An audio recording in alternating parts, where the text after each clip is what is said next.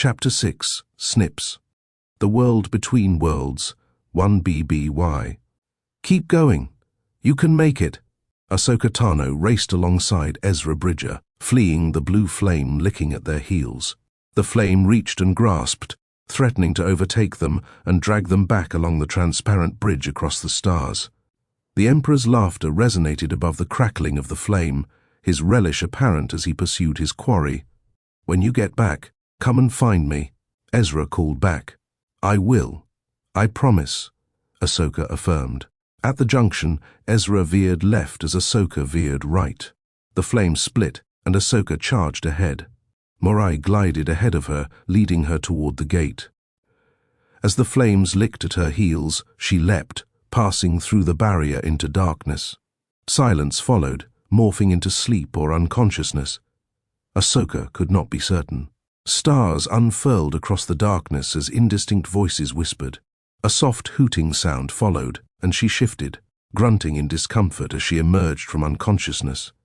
As her awareness returned, she pushed herself up, wincing at the pain in her stomach. Morai sat before her, gazing at her in tranquil curiosity. She turned behind her, half expecting a gate filled with grasping, devouring blue flame. All she found was the darkened interior of the partially collapsed temple on Malachor. It was cold and dark, and Ahsoka had the sense that the building had been empty for some time. "May the Force be with you, Ezra Bridger," she said softly, hoping beyond hope that Ezra had evaded the Emperor's attempt to capture him. The abruptness of facing Vader, followed by fleeing the Emperor, only to arrive at a dark, empty place disoriented her, and she turned, limping toward the temple's triangular exit. As she limped away, the echoes of that encounter, still fresh despite the coldness of the temple, reverberated through her mind. For a fleeting moment as she faced Vader, she thought she had seen her former master surfacing from years of pain and hatred, but that moment had been as ephemeral as her passage through the world between worlds. She stretched out her senses as she limped along, seeking signs of Vader's presence. Nothing of his presence lingered, and Ahsoka's only sense was of the cold emptiness of Malachor, its eons of dark history still alive in the walls of the temple and the bones of its earth. Wherever Vader was, he was not here. Ezra himself had changed as well. He was older, more assured. He had said she had missed a lot, but she had no clarity on when he was, nor could she now deduce when she was. She passed through the door, glimpsing the sprawling, smoke-shrouded landscape of Malachor. She settled to the ground, collapsing into a cross-legged seated position. Her stomach ached, and she winced again as she shifted into a more comfortable position. Relaxing into her breathing, she closed her eyes, reaching out her senses as she thought, "Ezra." Silence followed the question, and she waited. Minutes later, as her mind cleared and her connection to the Force deepened, she attempted again.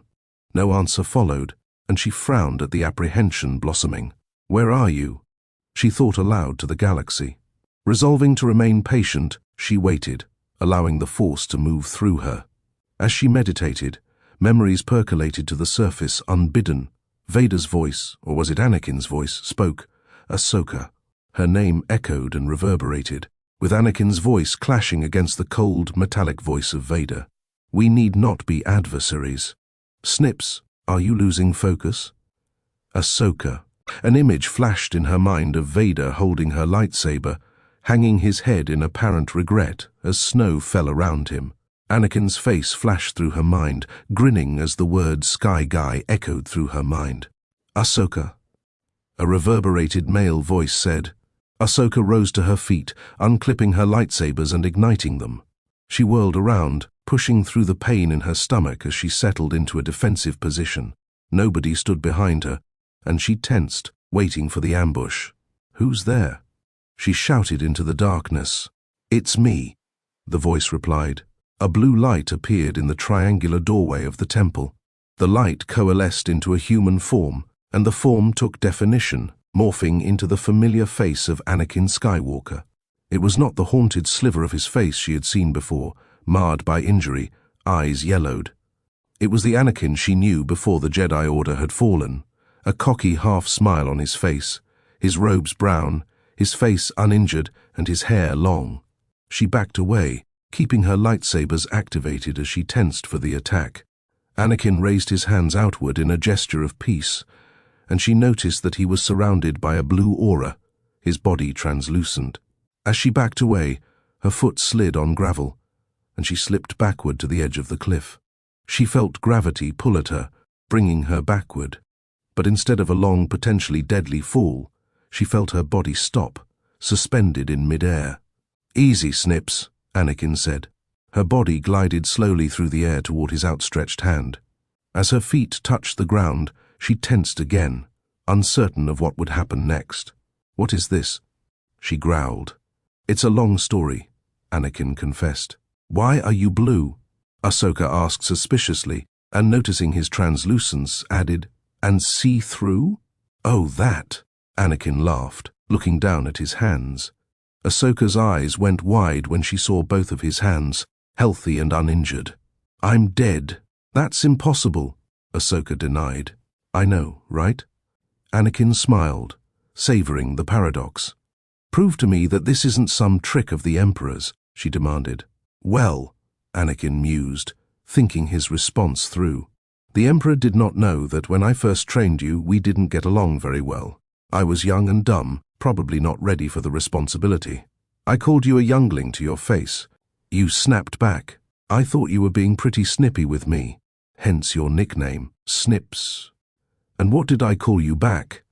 Ahsoka asked, her skepticism subsiding as wonder and incomprehension swelled. "Sky Guy," Anakin chuckled. Ahsoka exhaled, her mind struggling to comprehend the reality before her. "How can this be?" "Why don't you take a seat?" Anakin said, gesturing toward a relatively flat rock near the edge of the temple. Ahsoka turned and limped toward the rock, settling herself. Morai fluttered over to her, settling herself on Ahsoka's shoulder. Anakin settled on a rock next to her, and Ahsoka felt a fleeting stab of curiosity toward how a ghost could sit on a rock. Anakin explained, "When the Emperor initiated the Jedi Purge, the essence of Jedi Master Qui-Gon Jinn appeared to Yoda. He had discovered a means of merging his essence with the Force in a way. That allowed him to retain his image, his personality, his memory. Yoda mastered the feat, as did Obi-Wan. When I died, about a week ago, they appeared to me, and I accomplished it as well." "A week ago?" Ahsoka said, astonished. "Wait, what? I mean, when is it?" "Let's see," Anakin said thoughtfully, gazing into the distance. "When I fought you here, it was about 3 standard years before the Battle of Yavin, so—" "Wait, you found the rebel base?" Ahsoka asked, alarmed. "Yes, but don't worry. The rebels stopped us," Anakin said. "Anyhow, Yavin was 4 years ago, so it's been 7 years since you vanished." "7 years," Ahsoka blurted. "A lot has happened," Anakin said, shrugging. "Tell me," Ahsoka said, a haunted, alarmed expression settling on her face. She gazed down at her hands, noting that little had changed about herself. 7 years? The Empire created a weapon that could destroy planets. Moff Tarkin used it to destroy Alderaan. Anakin began. "The entire planet?" Ahsoka said, her voice outraged. "I'm sorry to say yes," Anakin admitted sadly. As Ahsoka attempted to process the impossibility of a weapon destroying a planet, Anakin continued. "We tracked the rebels to Yavin, and we were about to destroy it. The rebels stopped us. A single pilot destroyed the planet-killing weapon." "Who was the pilot?" Ahsoka asked, wondering if Hera had been at the battle. "His name is Luke," Anakin said, then, with a grin, added, "Luke Skywalker." "Skywalker?" Ahsoka asked, her shock expanding. "That's right. One of 2 children born in secret to Anakin Skywalker and Padme Amidala at the end of the Clone Wars. The other," Anakin explained, still grinning, "is Leia Organa," Ahsoka said. "Wait, you knew?" Anakin asked, taking his turn to be astonished. "I was close with Bail Organa. Under the rebellion, I was Fulcrum," Ahsoka explained. Anakin gazed into the distance again, recollecting. "That explains a lot," he acknowledged. "Thank you. For what?" Ahsoka asked. "For helping to keep her identity a secret," Anakin said. "You're welcome," Ahsoka said, shivering as a ripple of surreality passed through her body. Anyhow, I pursued Luke and confronted him. I told him who I was and attempted to turn him. Luke resisted. I couldn't kill him, Anakin said. And I thought Anakin was dead, Ahsoka said thoughtfully. So did I, Anakin acknowledged.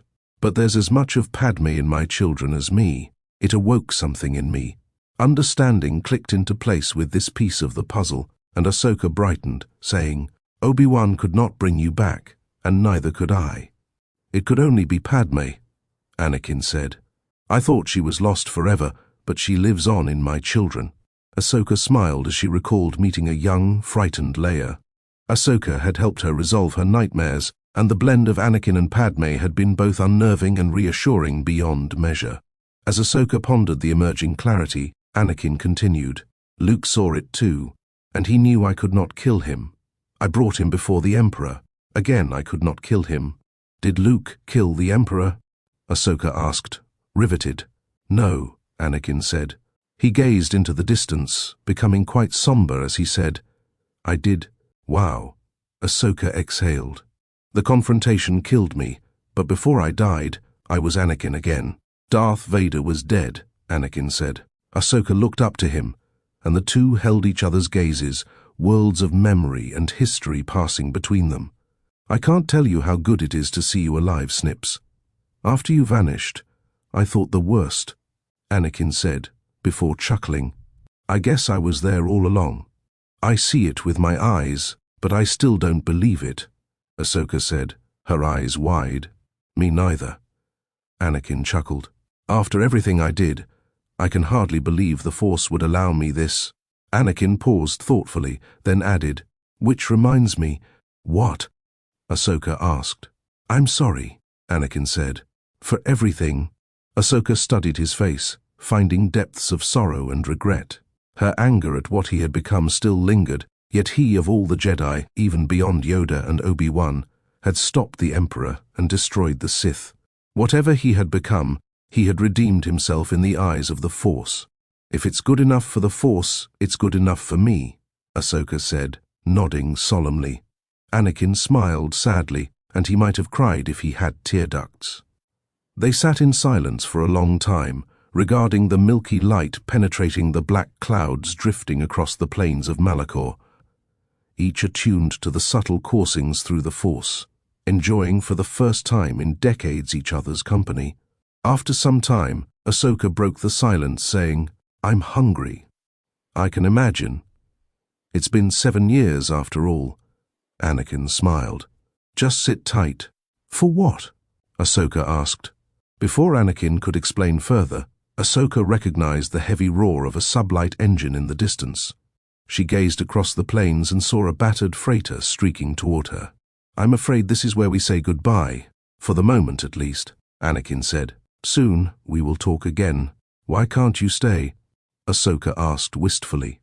Well, not every stop on my apology tour has gone this well, Anakin admitted. Best I vanish for a bit. See you soon, Sky Guy, Ahsoka smiled. The Force is with you, Snips. Anakin smiled as he vanished. The roar of the sublight engine swelled, and the oblong ship swerved, slowing to a stop as it hovered above the plains. Ahsoka rose from her rock and turned to the right, spotting a crumbling stone staircase descending from the pyramidal temple to the plains below. Clutching her injured stomach, which now ached with hunger, she made her way along the ledge encircling the temple, watching as the ship kicked up a cloud of black dust as it settled onto the ground. Moments later, she stood atop the staircase descending to the plains and watched as a splash of light appeared below the ship. 2 figures stepped out from underneath the ship, one male, cloaked and hooded, and the other female, clad in an elegant but functional jumpsuit.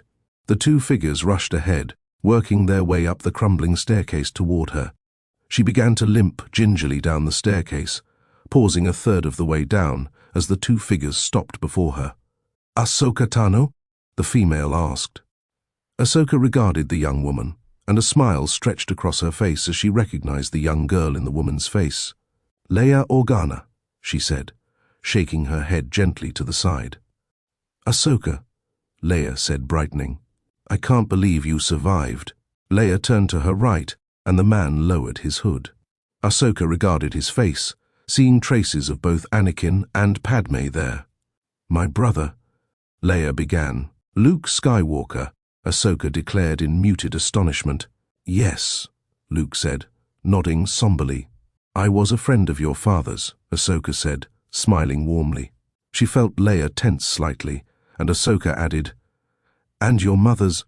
"It is good to meet you," Luke said, his solemnity replaced by a boyish smile. "You're hurt," Leia said, looking at Ahsoka's stomach in concern. "Han has a med kit in the Falcon. We should get you on board and get a good meal in you." "That would be welcome," Ahsoka said. Leia turned, offering her arm to Ahsoka. Luke took up Ahsoka's left flank, offering his arm as well. Together, the trio descended the staircase to the awaiting Falcon, eager to bring Ahsoka Tano back into the fold of the Galactic Republic. The forest moon of Endor, 4 ABY. Flames flickered in the darkness, crackling in the undergrowth of a once mighty forest devastated by the impact of interstellar debris. Rains lashed against the twisted steel entangled in shattered tree trunks, and smoke swirled as the rains quenched the last stubborn tongues of fires. The flames had roared for days, consuming vast swaths of forest, leaving devastation in its wake. As the rains swelled, a shadow prowled, working through debris, leaping lightly from tree trunk to the wreckage of a once mighty space station, twisted and torn to shreds by a massive explosion. The shadow leapt to the top of a twisted, smoking panel of the space station's exterior and pulled a pair of binoculars to her helmet's visor. Gazing through the binoculars, she scanned the chaotic debris field. As the shadow swept the debris field, she backed up to focus on a broken spire, blackened by flame and shattered along one side. The shattered spire recalled the tower from her memory, a proud structure fit to contain the center of power on the galaxy, adorning the most powerful weapon the galaxy had ever seen. Her jaw clenched as she imagined the scenes that had unfolded within, and she stashed the binoculars. She leapt from the shard, somersaulting gracefully and landing lightly on her feet in a bed of ferns 30 meters below. After orienting herself to the spire, she set off in its direction, negotiating the chaotic mixture of debris and shattered terrain. 15 minutes later, the shadow scaled the blackened edge of the spire, navigating its steep angle as she progressed. At several points, she was forced to leap over large cavities blasted out by flame and explosion, leaping deftly and assuredly, never losing her footing. She reached the throne room, its windows blasted out and its interior twisted and shredded. She lowered herself through the window and dropped, landing lightly atop a pile of debris whose contents shifted slightly under her weight. She crouched, scanning the devastated interior of the once familiar room.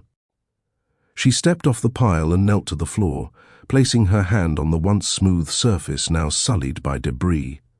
Beneath her mask, she closed her eyes. As she closed her eyes, she reached out through the Force, feeling the anger and rage pulsating from the shattered room. She could feel him, his presence broken, formless and shapeless, but still him. "My lord," she said aloud. She waited a full minute for a response. The presence remained, an imprint of impotent rage, but no response followed. She settled herself against the grief rising in her, and she placed her other hand against the surface.